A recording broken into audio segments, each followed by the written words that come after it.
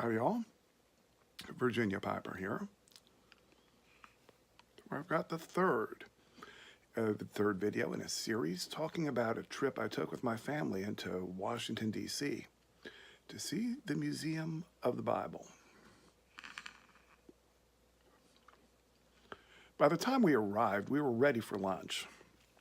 And, well, I really didn't want to eat overpriced museum food. One of the cafes was called Manna. Seems like a clever name unless you realize that the translation for manna is, "What's this?" We opted to eat elsewhere.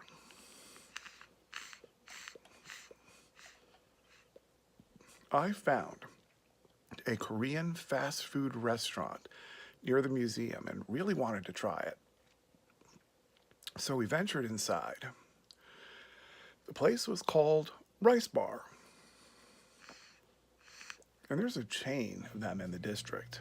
The idea is that you build your own rice bowl. I felt adventurous and chose black rice, Korean barbecue ribs, some sort of root, cucumber, seaweed, and enemy beans. I gotta tell you, I was a pro when it came to using those chopsticks for the whole meal. That included getting up those little beans too. And the food tasted incredible. My wife and son enjoyed their bowls as well. It was truly a highlight of the trip.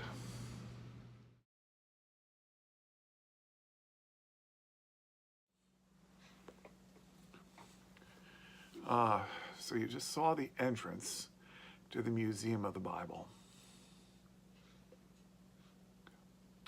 I gotta tell you, it didn't live up to the hype it received on local and national news.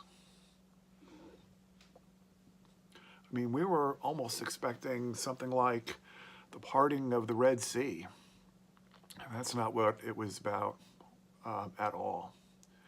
But I gotta tell you, it was still quite impressive. There were tons of displays showing the Bible's impact around the world over the millennia, right through to present times.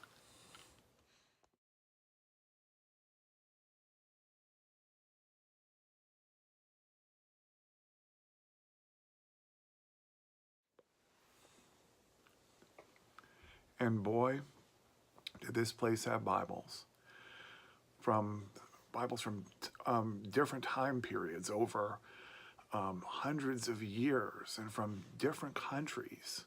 In fact, some of the Bibles they had on display belonged to significant people in history. I saw a Bible, though, that was produced for slaves who could read. It removed passages and accounts in which slaves found freedom. And I found this to be incredibly disturbing and disgusting. First of all, one is not supposed to alter scripture. And secondly, this was done to manipulate people into remaining in the horrible condition of servitude they were under. I couldn't believe it. My son and I encountered the Wicked Bible. This was a Bible that was produced in the 1600s with one misprint. And it was a major one at that.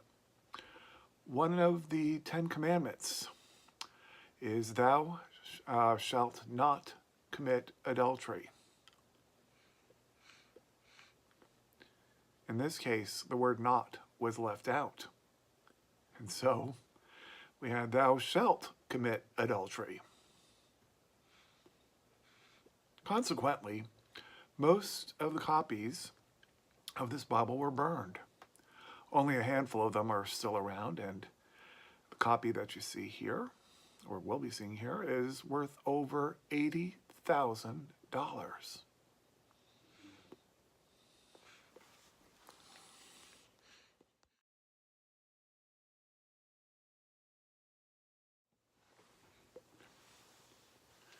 We saw a number of scrolls, some with the Torah on it, and even found one man who was basically poring over one of them with glasses and just reading out the words reverently. It was really a very moving scene. You know, this wasn't planned by the museum. This is just somebody who was visiting. And we also saw numerous fragments of old scrolls dating back to, well, Christ's time, and many too that predated Christ. Truly amazing.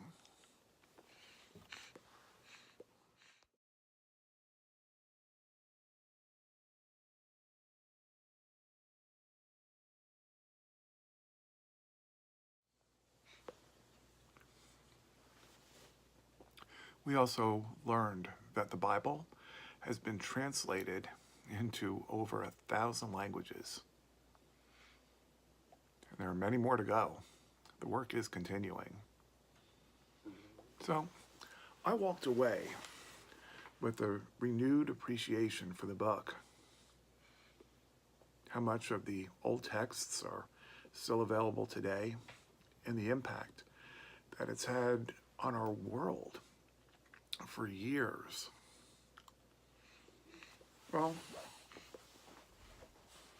we walked around DC afterward. Wanted to check out the botanical gardens. Things didn't really work out all that great. My wife was tired, my son was tired. So we headed back to the metro.